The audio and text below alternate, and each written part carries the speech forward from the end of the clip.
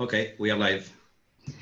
Okay, hello everyone. My name is Mariana. I'm here to talk about SVG and CSS Animations.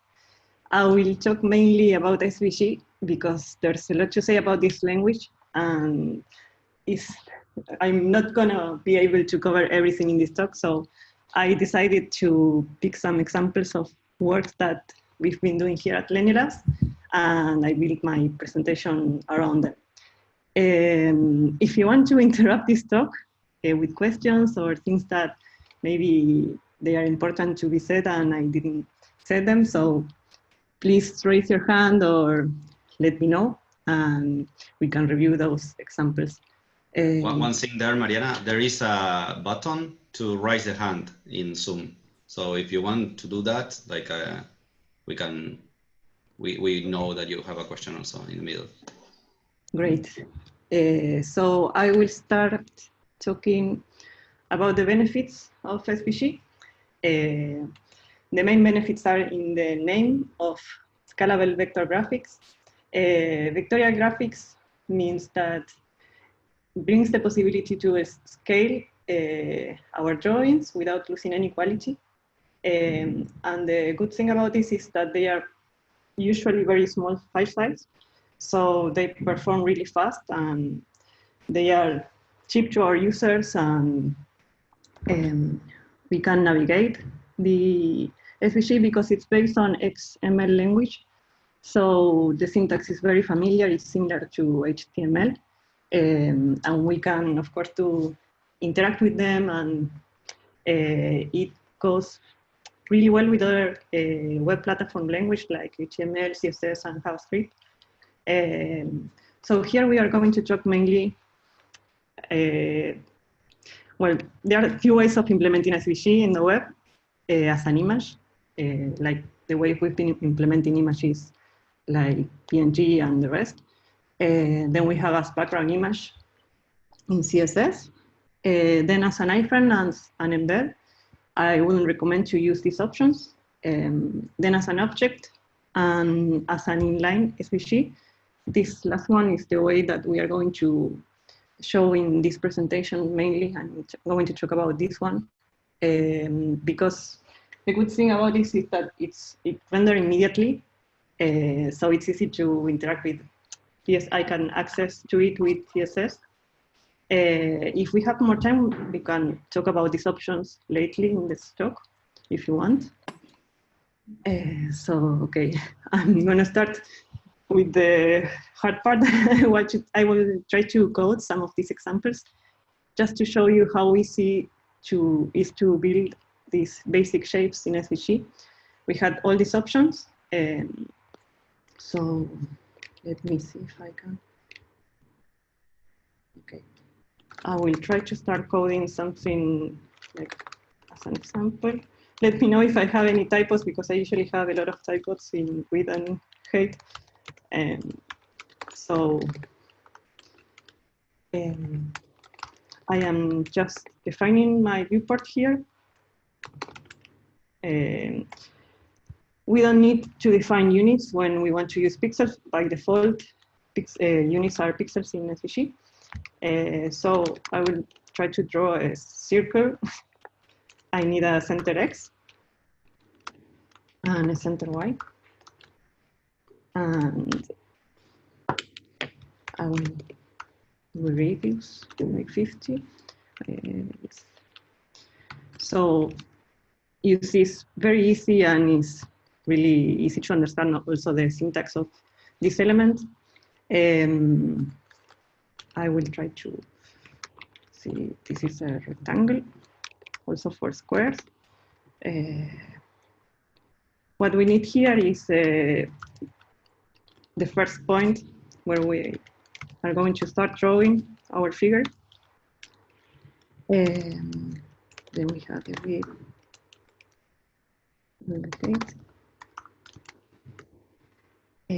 So we don't need to declare these axes when they are equal to 0 because that's the default. So it's really a shorthand to write a rectangle like this one. What else? The default fill color will be black. the default stroke will be 0, none. And well, I'll try to show some other attributes along the talk, but maybe you can think that this is pretty basic for SVG, but if you start using these figures together, you can start composing things like this one. I was thinking about the loading for my linear labs, and when I came to this idea and I started to code it in CodePen, I realized that I only needed circles. So as you see, the syntax is legible and it doesn't take too much. Then I am only using one animation here. That is the one that is making the planets rotate along the center. So basically what I am doing is applying the same animation to the different planets with a different translate from the center. So I want to continue with another basic shape that is not that basic. I'm going to talk about paths. These are a little bit complex. It's easy to understand the syntax, but of course it's not easy to write it. If you need to use it, it's better to use a software. But it's nice to know how it works in case you need to make some small additions or something like that. I'm gonna, again, make some viewports for my SVG, and I will try to show you some of the things that we can do with paths. This for data. Then the first that you need to write is M, that is the movement of, means like if you have a pencil in your hand, then you are moving your hand to this point of the coordinate system, and you will start drawing for that point. It's not drawing anything, it's just you placing your hand there. So H is for horizontal, and B is for vertical. So we'll start drawing like this. Let's say, you will see that C is for closing my path.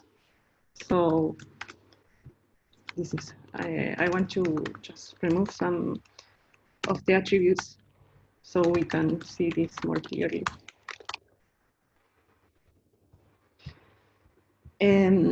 So what do we have here in path? We also have the possibility to write curves. That's the most powerful thing. So I'm going to move my hand to another point in the viewport. I will draw a Q is for cubic Beziers. And then I'm going to place my control point in this part of the viewport. Let me first write some coordinates. These are like pairs of coordinates where I am placing my pencil. So it's not that difficult to understand, but of course you won't be drawing with this. What else? I want to explain another thing about paths. For drawing from here. If you want to, I mean, there's a meaning for these lowercase letters, and there's another thing that you can do with them. See that I am using here an horizontal path that is going 50 pixels on the right. But if I change this letter for an uppercase, it will go to the 40 point in my coordinate system. So lowercase is for relative coordinates. It means that the last one starts when the one behind it ended. And if you use only uppercase, then you will start drawing like in points of your grid of your coordinate system. So I would recommend using relative position because you can move all your drawing with just one command, that is the moving hand. If you move your hand, then you will move all your shape together. If you have absolute positioning, you need to move every coordinate one by one. So, well, of course, you won't be using this, but Maybe you will do something like downloading an icon from the web. This is the most common usage. So if I open this SVG here, I will inspect it. So we can see what we have there. The software where you draw your illustration usually gives you a lot of unnecessary code, like these groups that are empty groups. You can delete all of them. You won't change a thing in your graphic. Also, most of the software include a lot of namespaces that you don't need or they are deprecated. So what I would recommend is go to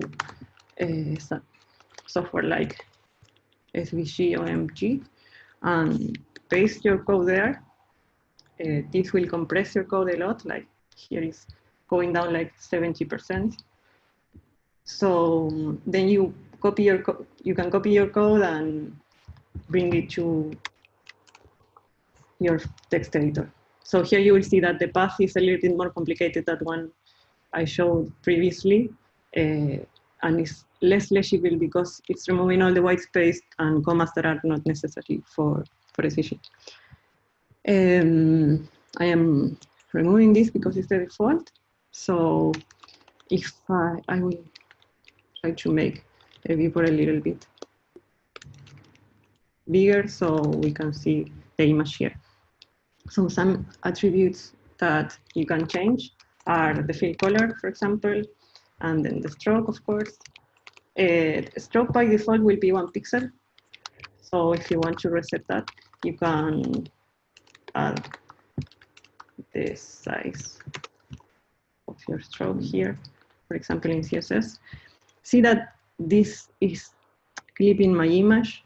To avoid that, you can use overflow, visible, and then you might need some margin.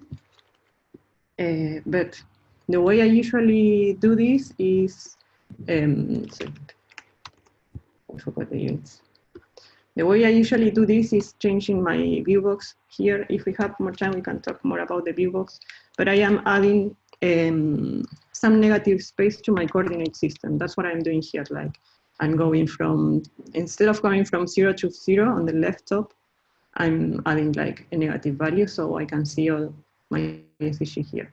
Let me know if you have any questions, if I am clear enough with all the examples. I'm moving on with some examples of things I have done. This is a very useful tag. I use it a lot. When you want to clone some part of your graphic and reuse it somewhere else and maybe change some attributes, let's say like, for example, you have this planet and you want to clone it like here and then rotate it a little bit, change the color, then you don't have to draw it twice. You can draw it once and then you add an ID to it and you can replicate it and move it around the same SVG. So this is a good example for that. We made this for one of our websites. We had like a lot of cubes and they were built with the same unit of a very small cube. That's the one. So what you need to do is define your unit there. I define it my cube here and I added the ID. This is one cube. And then I'm linking the same template with the link, calling the ID, and I'm repositioning it along the screen as many times as I needed it in the position that I need. So see how with one, I draw only one cube, and with replicating it, I can make as much figures as I need. Also, what I did here is adding a variable to the fill color. So every time that I call it, I can rewrite the color palette with variables. So this is mainly what it's doing. I have 3 animations here. I defined them in the keyframes. Let's say the move up is only the transform translate is moving my my cube in the vertical axis, up. That's why it's negative, it's going up. So they are very simple movements. And then to call this animation, I need to select a class where I want to bind that animation. And with animation shorthand, I am saying that this animation will last 2 seconds. We'll use this that I define it here, this name. In alternate direction, that is goes from up and it goes from down to up and from up to down. See that now that I remove it, the alternate direction, the cube is going down, like jumping back to the initial state. So that's why I'm using alternate. And infinite is how many times I want this animation to play. In this case, infinite, but it could be any number. And then the animation, the play state is, by default is running, but I decided to put pause. So I am running the animation on over. That's what I'm saying here, like running on over. And that's it. So this is a simple example of using everything and reusing everything. So, okay, I explained this before, like the animation name, duration, delay. I used the shorthand animation, but what is inside is these are all these properties. They have like a few values, not many, so they're easy to learn. This example, I will show it a little bit fast because I like because of its simplicity. I have a lot of rectangles that are placing around the center. What I'm doing here with a very dry code is like I'm saying that every rectangle should go from opacity 1, that is the default, to opacity 0. And what I'm doing here with the SAS loop, this function, is saying that I want to increase that delay based on the position of each rectangle. So I like this example because it's really easy to build a loading like that. Okay. This is another interesting example because I am using HTML form validations. You might need to add the required value here in your input. And with CSS, you can call that with a pseudo element that is valid. So when the text area is valid, I'm going to show this SVG on the background. Let me show you how this works. This is our contact form from my Linear Labs website. So, I think I'm sorry.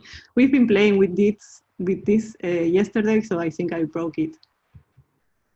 I can show you this on Linear Labs. That's my fault. When the input is valid, you are showing. I am showing this SVG on the background, and this. If I try to send this form, this animation will be played. The envelope will drop out of the button because I need to validate both forms in order to send the message. So now I will play another animation when both are valid, and the envelope is going inside the mailbox. So what I did here is I added the SVG inline, but in CSS. Okay, I removed the namespace here. That's why it's not working. So you need the typical namespace that you have in SVG. That is this one. You don't need it in HTML because HTML knows that it's going to read an SVG when it reaches this tag. So you don't need to use it here, but in this example, you might need to use it because it won't. Yes, now it's working. So that's pretty much it. With JavaScript, I only like checking if the validations are working or not. I like this because it gives user feedback with SVG. That's something very nice to have. So I think I'm getting almost to the end, but I will show you some examples of things we've done here. This was one of the first animations we did. This is a loading that we use for one of our websites. It's like when when a user wants to start their store for the first time, it might take a few minutes. So instead of having a loading and a freezing page, we added this cute animation just to make them wait without, with, I don't know, maybe something more interesting. Then this is for another client. This is another loading. Loaders and login pages are my favorites right now. I build everything in Illustration first, then I start planning what is going to happen. Then there's a lot of code going back and forwards to, coordinate the timing of every element in CSS. But this is only CSS and SVG. This is for the same client. I like that we can start building systems with graphics, and I think it adds a lot of value when you can make, like, I don't know, it's like branding a little bit more, and I think it brings personality to their websites. So this is a lot of small and simple animations. I'm only using translates and rotations and scales. If I play this a little, you will see that at the beginning, the bus is coming in, and this is moving, then stops moving somehow in the timeline. And then I am animating the stroke of the SVG. This is a really easy animation to do, so I am applying it in some other places. And what else? This is for the same client. Here I want to show you this preserve aspect ratio. That is something that I use a lot. By default, if I start collapsing my drawing, you will see that it starts to shrink. So it's getting smaller as I collapse the page, because I have a min height here for the SVG, and the SVG by default is trying to keep my aspect ratio. So in order not to distort it, it's just collapsing my image. So what I want to say to SVG here is like, I want to preserve the aspect ratio, but keep safe the center part of my graphic. So the X and the Y middle points will be safe. And with the slice, I'm telling the SVG the browser to crop my SVG from the sides. So when I start shrinking, when I start, collapsing the page, now my graphic is not shrinking, but instead it's collapsing from the sides. So I use this a lot in every example. That yes, even in the last example, when I am keeping this zone safe, so I don't want my graphic to distort or to shrink too much. So I am cropping it from one point of the viewport. So if you, for example, if you have a wider screen, you will see more part of the illustration. So what else? This is the last example. This one is interaction with SVG and JavaScript.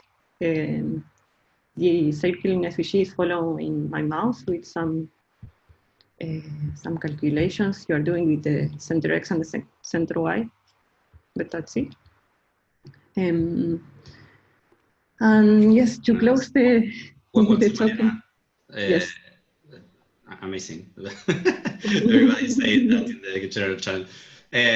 But Pedro is asking how much SCSS there is in the animation of the login. I think in the big one that you were showing with the how much train and the bus. Yes, like, how much? A lot. Pedro, is here and you want to rephrase the question? Go ahead. If not, you should answer. It's okay. That was the question. Don't worry about it. Okay.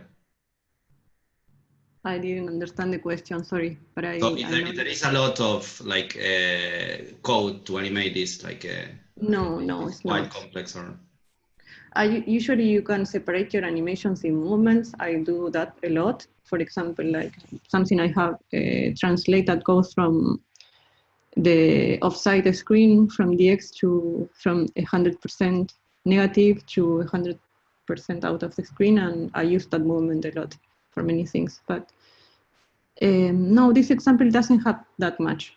I can share the code later, but I will show you also an example of my usually flow in this, the complete flow. I mean, what I usually do is I draw everything in illustration. I usually have a file like this that is a mess where I draw all my ideas, and when I come to something that I like and I think is close to the end, what I do is copy my vectors, and then I can open them in sorry.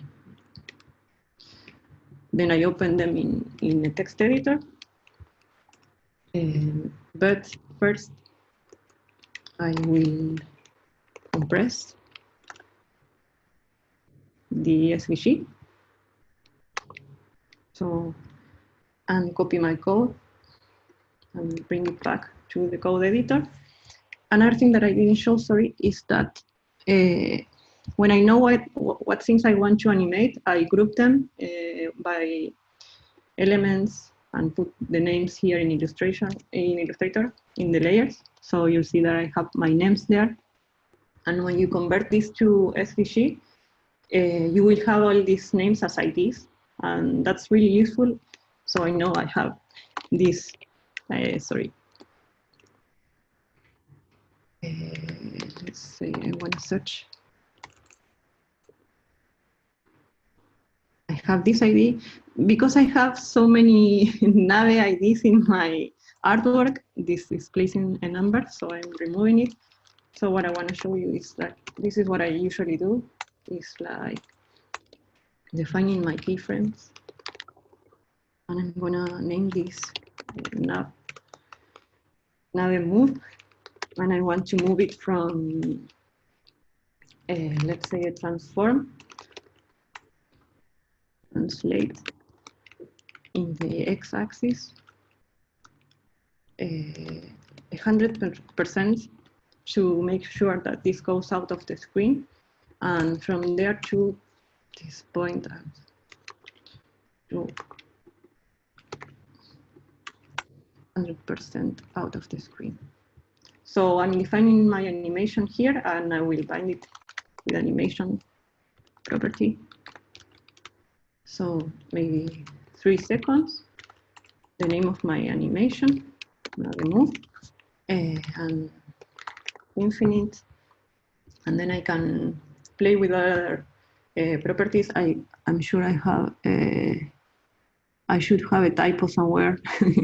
The translate. Translating is nice.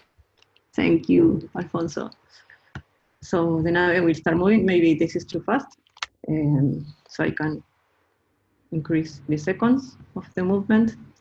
And then I can tell like how many times I want it to play. Then you have, by default, the function of the movement is is, but you can use is in out, and then you have a lot of tool placers that you can search in the web and add that function of time here. But that's it.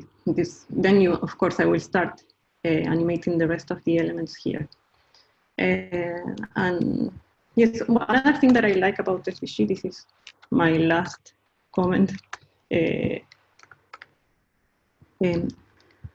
I like using CSS variables for this one. I was thinking that it's nice to have, for example, I will inspect this SVG.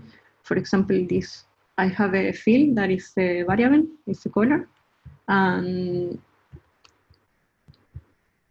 here I can change that color and see that everything that has the same variable will change. So I like this a lot, because if you think about, I don't know, templates or switching your color palettes in websites, or give the user the possibility of changing the templates, you can also include all your SVG in that branding or color palette that they choose. So here are some accessibility tips for SVG. You should use them every time you use SVG, and I'm not going to explain all of them, but they are there. This presentation will be available. So if you have questions or anything, then we can go through this. But it's important that you add them to your website. So, well, that's it. Let me know if you have any questions. There's nothing else to say.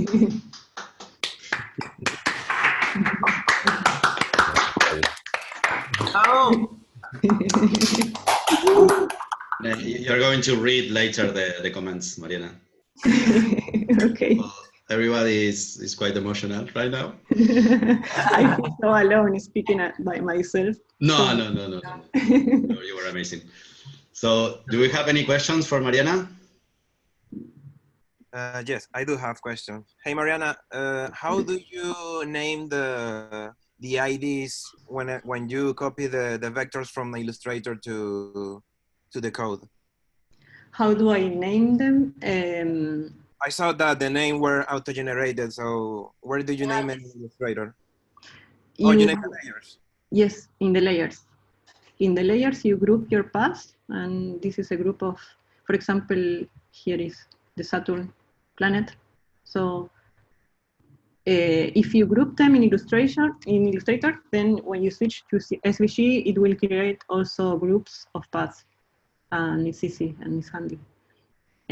So everything that is moving, I am trying to put a name, and yes, so it will create the ID directly. That's great. Yes. I have a quick question. Yes. Is Saturn your favorite planet? No, it's not Paris. If there is the easiest to recognize. Okay, I see. Thank you very much. Any other questions?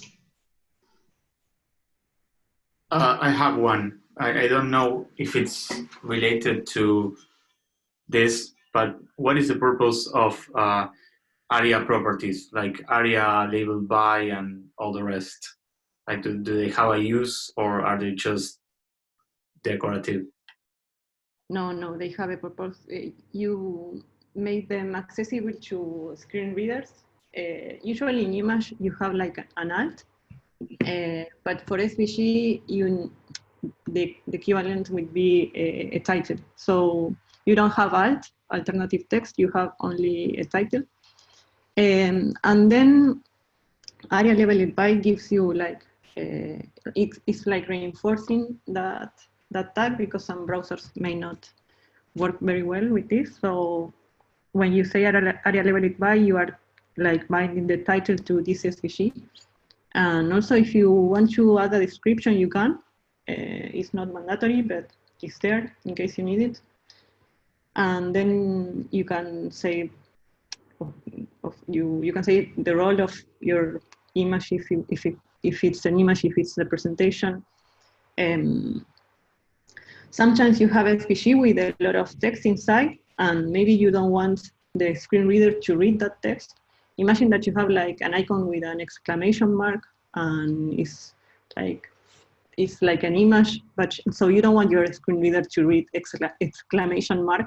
Then you will use a role as image, so it interprets as SVG as an image, and it won't go inside and read the text that you have in there. Hope that answers your question.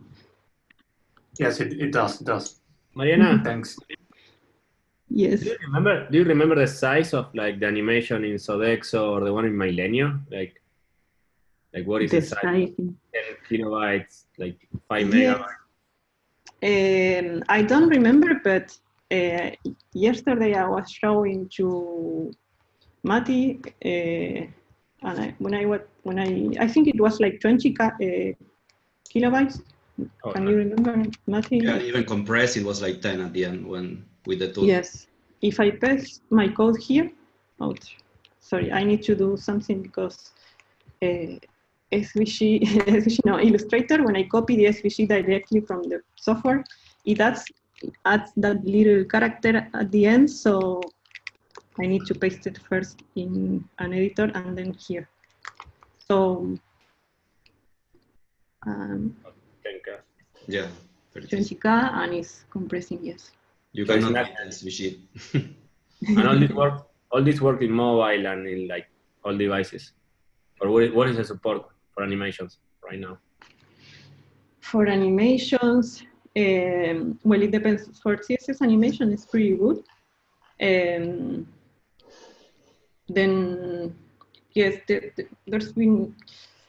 are things that, the thing is that the only things that you can animate with CSS are the properties of CSS and not the attributes of SVG. So there are a lot of attributes in SVG that you won't be able to animate them unless you use SMIL animations that are like the native, let's say in quotes, the native animation from SVG. So there's some limit there.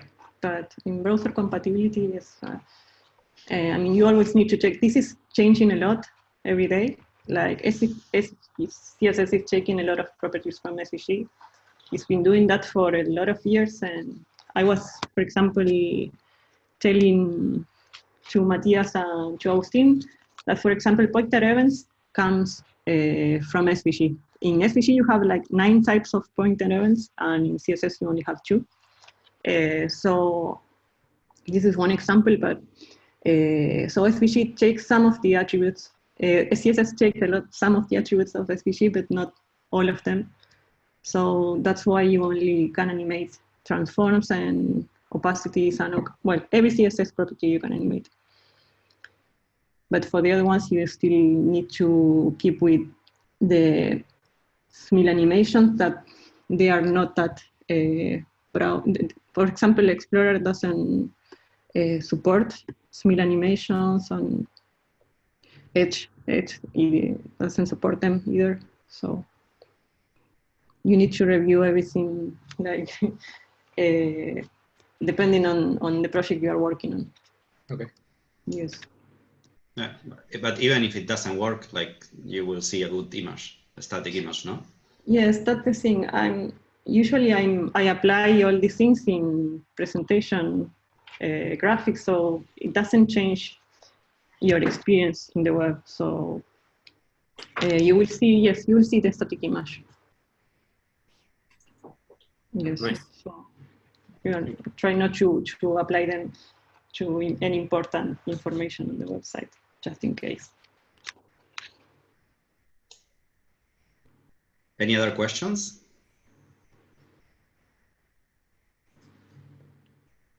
Okay, I have one last one then. Mariana, where do people contact you for keep discussing about this? What channel do you use? Front end? Yeah, maybe CSS problems, if it's, I don't know, maybe. Yeah. Yes, whatever you say, yes, or send me any message if you have any question, if I can help in anything. Like I said at the beginning, there's a lot to say about SVG. Like, it's really powerful, and it really integrates very well with web platforms and other languages. And yes, if I can help in anything, just contact me by Slack. Thanks a lot. This was an amazing talk. And thanks everybody, and see you next week. Thanks everyone. Yeah. Bye bye. Gracias, Mariana. Gracias, Mariana. Gracias,